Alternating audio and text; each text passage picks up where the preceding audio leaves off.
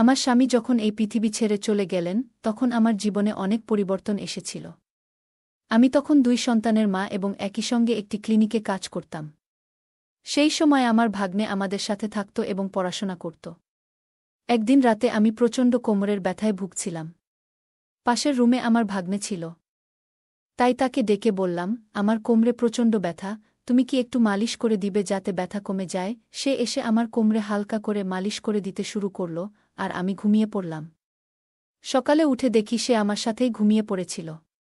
পরে দেখলাম সে ইতোমধ্যে আমার মেয়েদের স্কুলে পাঠানোর জন্য প্রস্তুত করেছে।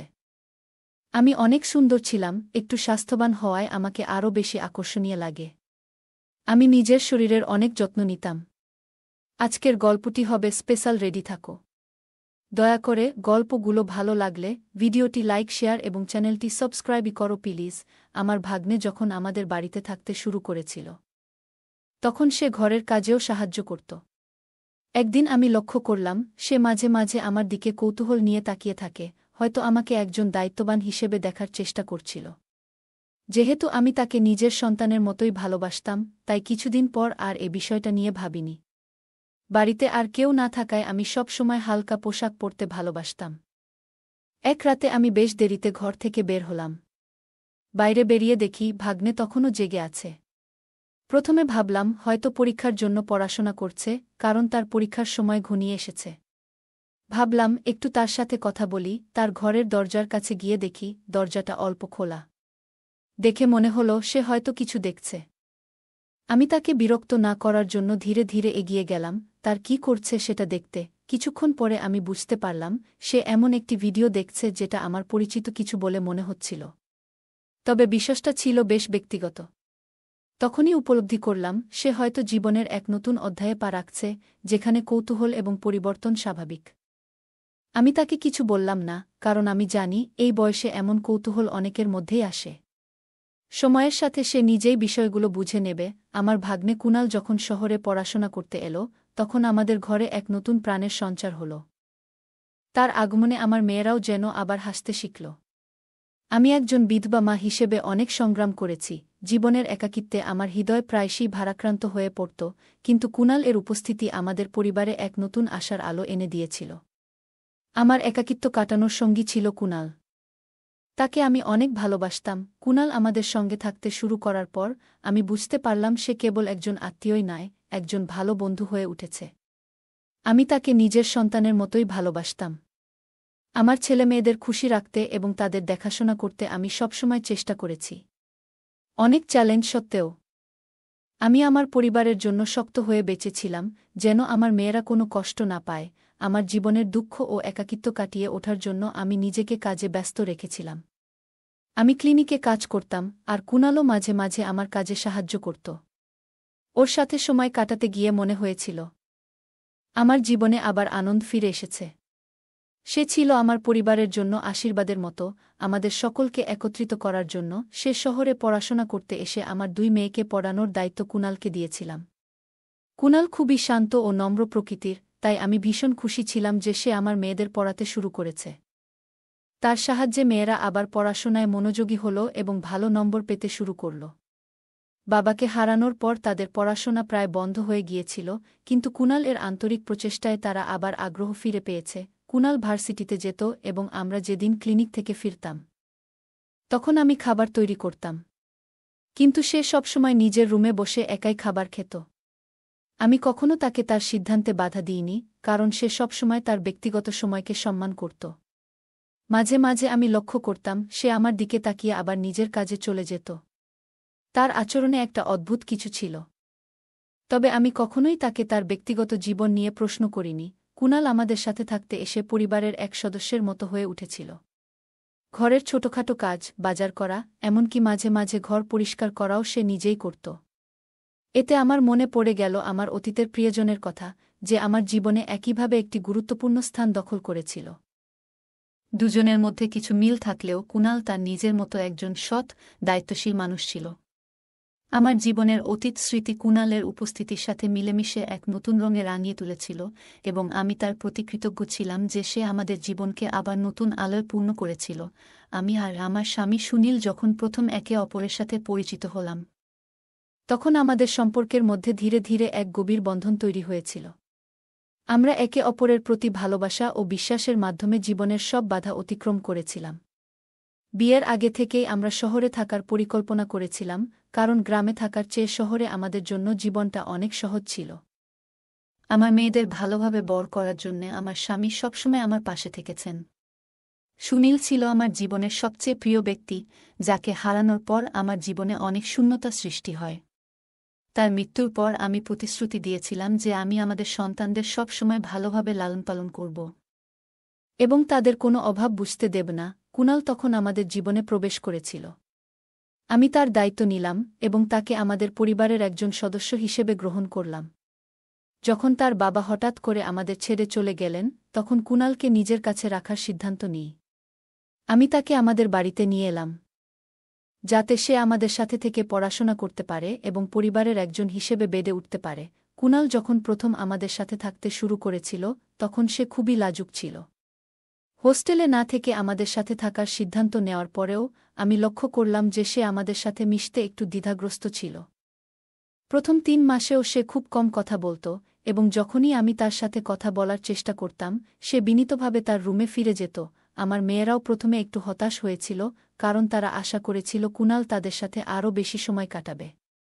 ছোট মেয়ে জান্নাত বিশেষভাবে তার সান্নিধ্য চেয়েছিল এবং কুনালকে ভাইয়ের মতোই ভালোবাসা দিত। যদিও আমি আমার শরীরের অসুস্থতা নিয়ে কাউকে কিছু বলিনি, তবে আমি বুঝতে পারছিলাম যে আমার স্বাস্থ্যের অবস্থা খারাপের দিকে যাচ্ছে। কিন্তু আমি আমার দায়িত্বগুলো ঠিকঠাকভাবে পালন করতে চেয়েছিলাম, তাই আমি কাজ চালিয়ে যেতে থাকলাম। কুনালের ব্যবহারে দিন দিন কিছুটা পরিবর্তন লক্ষ্য করলাম। সে বেশিরভাগ সময় তার রুমে একাই থাকত এবং বাইরে খুব কমই আসত। আমি ভেবেছিলাম হয়তো তার ভার্সিটির পড়াশোনা নিয়ে অনেক চাপ রয়েছে, তাই নিজেকে সেই চাপ থেকে মুক্ত করার জন্য তার একটু একা সময় কাটানোর প্রয়োজন। তবে তার বয়স মাত্র ২০ বছর এবং আমার দায়িত্ব ছিল তার খেয়াল রাখা। শহরের জীবন একজন কিশোরের জন্য কখনো কখনো চ্যালেঞ্জিং হতে পারে, বিশেষ করে যারা গ্রামের পরিবেশ থেকে এসেছে। আমি সবসময় চেয়েছিলাম কুনাল যেন সঠিক পথে থাকে এবং আমার নিজের পরিবারের অংশ হিসেবে সে যেন ভালোভাবে বড় হয়। তাই আমি সবসময় চেষ্টা করেছি তাকে বোঝার এবং তার সঙ্গে ধীরে ধীরে একটি বন্ধুত্বপূর্ণ সম্পর্ক গড়ে তোলার। ৪ মাস হয়ে গেছে, কিন্তু কুনালের সঙ্গে আমার সম্পর্ক এখনও খুবই দূরত্ব ছিল। ও সবসময় লাজুক ছিল আর আমার দিকে তাকাতে গেলেই মাথা নিচু করে ফেলত। আমি তার সম্পর্কে জানতে খুব আগ্রহী ছিলাম, বিশেষ করে সে কেন রাতে এত তাড়াতাড়ি রুমে চলে যায়। আমার শরীরের অসুস্থতার কারণে কিছুদিন এ বিষয়ে খোঁজ নিতে পারিনি। তবে একটু সুস্থ হওয়ার পর ঠিক করলাম কুনালের রুমে কী ঘটছে তা জানার চেষ্টা করব।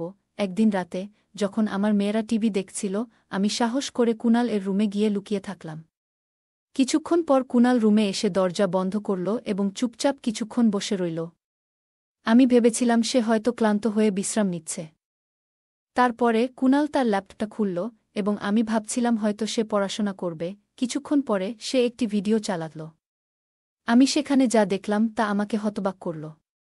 ভিডিওটি ছিল আমার কিছু ব্যক্তিগত মুহূর্তের, যা কখনোই অন্য কারো কাছে যাওয়ার কথা ছিল না। আমি এতটাই বিস্মিত হয়ে গেলাম যে বুঝতে পারলাম না একজন পরিবারের সদস্য কিভাবে এমন কিছুতে জড়িয়ে পড়তে পারে। আমি একদম চুপ করেছিলাম, কারণ আমি বিশ্বাস করতে পারছিলাম না যে কুনাল এতটা ভিন্ন আচরণ করতে পারে। আর সে এসব পেল কোথা থেকে? আমি অবাক হয়ে দেখলাম কুনাল এমন কিছু দেখছে যা একদমই তার দেখা উচিত ছিল না। আমি অবিলম্বে আমার লুকিয়ে থাকার জায়গা থেকে বেরিয়ে এলাম এবং সে তখনও বুঝতে পারেনি যে আমি ওর ঘরে ছিলাম। আমাকে তার সামনে দাঁড়িয়ে থাকতে দেখে কুনাল বেশ অপ্রস্তুত হয়ে গেল এবং ভীতু কণ্ঠে জিজ্ঞেস করল, আপনি এখানে কি করছেন খালা? আমি শান্তভাবে তার দিকে তাকিয়ে বললাম, তুমি যা করছ সেটা আমি দেখেছি। কুনাল এর মুখে আশ্চর্য ও অপ্রস্তুত ভাব ফুটে উঠল।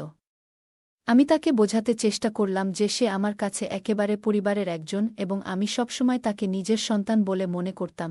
কুনাল এর আচরণের পেছনে কারণ জানতে চাইলে সে মাথা নিচু করে নিরুত্তর রইল। অবশেষে একটু চুপ থাকার পর সে মৃদু কণ্ঠে স্বীকার করল যে সে কিছু ভুল করেছে। সে জানাল সে হয়তো ভুল পথে চলে গিয়েছিল এবং নিজেই কিছু ভুল সিদ্ধান্ত নিয়েছিল। আমি তাকে বোঝালাম পরিবারে একজনের গোপনীয়তা ও সম্মান বজায় রাখার গুরুত্ব কতটা এবং সে যেন তার ভুল থেকে শিক্ষা নেয়। কুনাল আমাকে জানাল যে সে গ্রামের শান্ত পরিবেশ থেকে শহরে আসার পর তার আবেগকে নিয়ন্ত্রণ করতে পারেনি। একদিন সে তার এক পুরনো বন্ধুর সঙ্গে কথোপকথনের সময় অদ্ভুত পরামর্শ পেয়েছিল। সেই বন্ধুটি তাকে বলেছিল নিজের মনের কৌতূহল মেটানোর জন্য বাড়িতে একটি ক্যামেরা বসাতে। কুনাল স্বীকার করল যে একদিন সে সুযোগ পেয়ে আমার ঘরে গোপনে সেই ক্যামেরা লাগিয়ে দেয়। তার কথা শুনে আমি হতবাক হয়ে গেলাম। আমি অবাক হয়ে তাকে জিজ্ঞেস করলাম, তুমি কি ভুলে গেছ তুমি আমার সন্তানের মতো ছিলে? কিন্তু তার জবাবে সে আরও অবাক করে দিয়ে বলল, আমার আবেগ ও চিন্তাভাবনা একসময় পরিবর্তিত হয়েছে।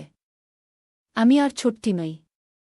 শহরে আসার পর থেকেই আমি তোমাকে ভিন্ন চোখে দেখছি। তার এই কথা শুনে আমি অবাক হয়ে গেলাম। তার কথাগুলো আমার জন্য ছিল খুবই ধাক্কা দেওয়ার মতো। সে নিজের আবেগ এবং অনুভূতির কথা স্বীকার করছিল যা আমি আগে কখনোই কল্পনা করিনি। আমি তাকে বোঝালাম যে আমরা পরিবারের মানুষ এবং আমাদের সম্পর্কের মধ্যে একটা দায়িত্ব ও সম্মান রয়েছে যা কখনোই ভুলে যাওয়া উচিত নয়। আমার ধারণা ছিল না যে কুনাল এতদূর চলে যাবে এবং আমাদের সম্পর্কের সীমা অতিক্রম করবে। আমি তার ল্যাপটপ চেক করে আমার সব ভিডিও মুছে দিলাম। তবে যা দেখলাম তাতে অবাক না হয়ে পারলাম না।